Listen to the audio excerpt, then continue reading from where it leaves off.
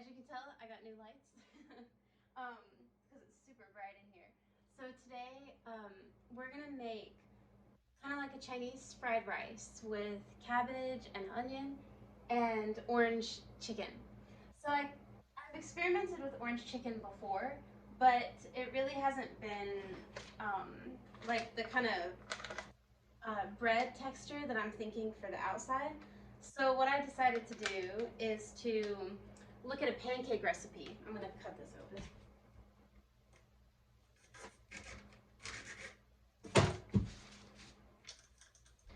What I decided to do was look at a pancake recipe because I'm thinking that'll kind of give it the bread on the outside.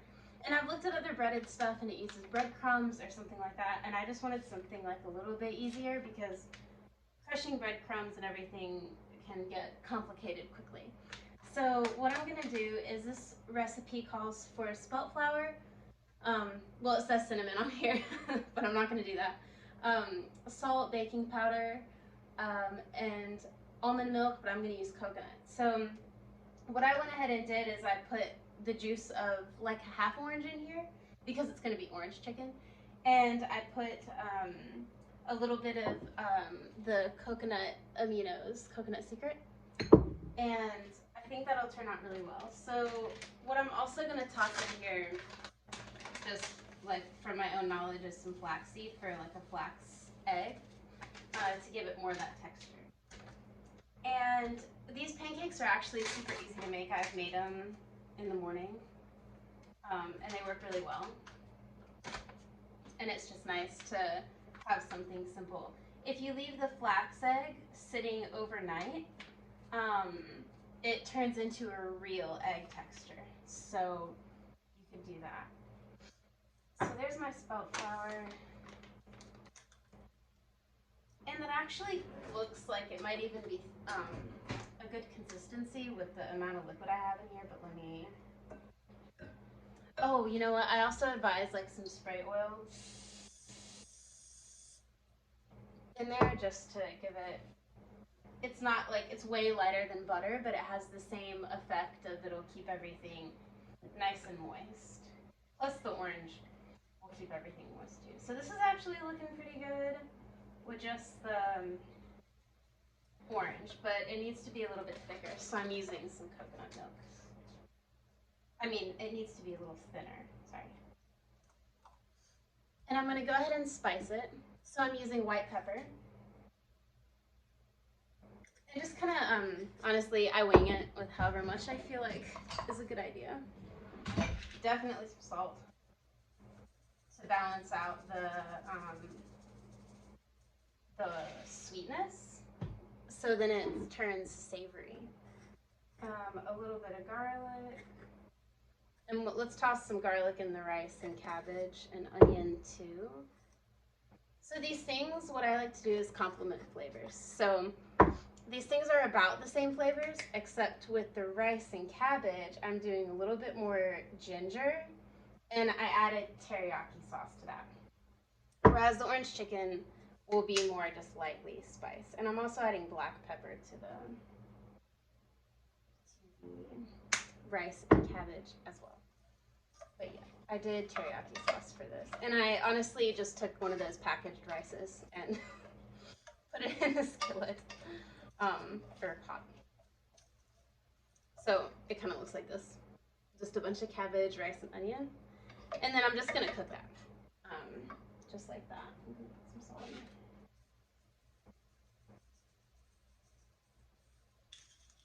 I guess this could also be like a sweet and sour kind of taste too. If you wanted to put some lemon in there or something like that, might be pretty good.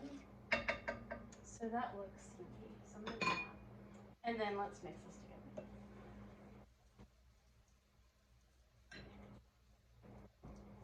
I can tell this bread is gonna be great on the cauliflower. It's really gonna coat it nicely. And it smells like orange.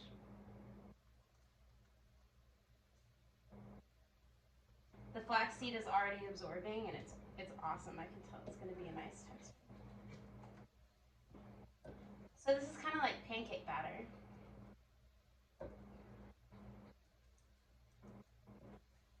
actually gonna add cayenne into the orange chicken. Excuse me while I bang this on the counter. The spice sometimes gets so sweet and sour is spicy. Will be really good. And like I said, I totally wing it with the ingredients. A little bit of coconut aminos. Okay, now this is looking. Yeah, I think this is correct. I have a good feeling about this. When you cook, it's all energy. You can really tell what's going to work and what's going to taste like oranges and what isn't.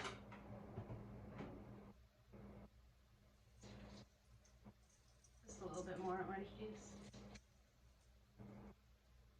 If you have a squeezer, that would be a good idea. I just use my hands for the workout.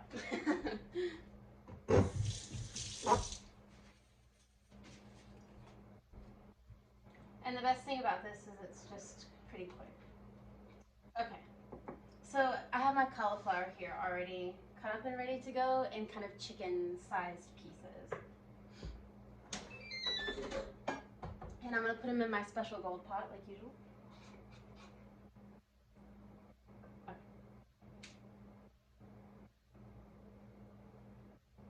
Yeah, this is going to be good. It's going to be really good actually.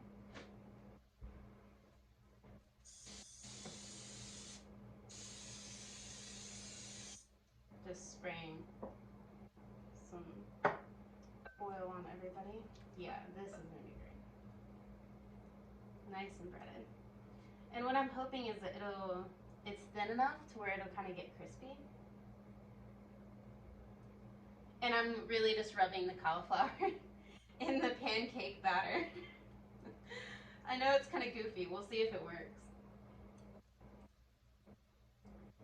I like to take the principles of things and apply them to other things that you don't normally see. So the principle of baking powder, not baking powder, pancake batter is kind of like that bready, light, fluffy. So I'm thinking bready, light, fluffy on cauliflower sounds pretty good. I'm just coating this.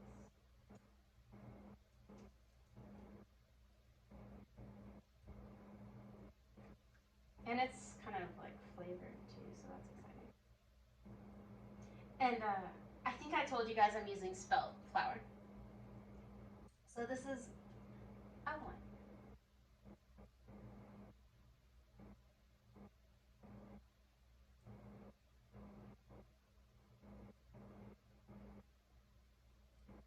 Yeah, this is gonna be great.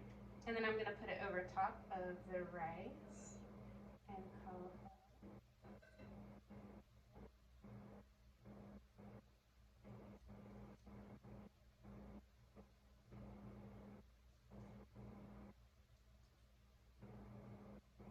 Cool.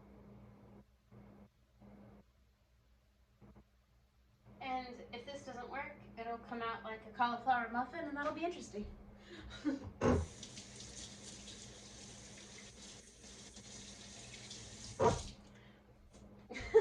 That actually doesn't sound too bad. Okay.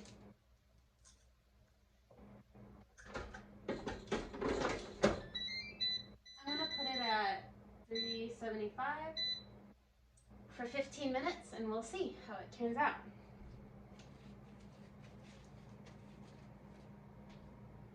Thank you guys for joining me today. I'm gonna let this cook, and then I'll make another video or I'll post a picture of the finished product and just have fun with it. You know, if you don't have all the ingredients, it's okay. You don't really need the baking powder.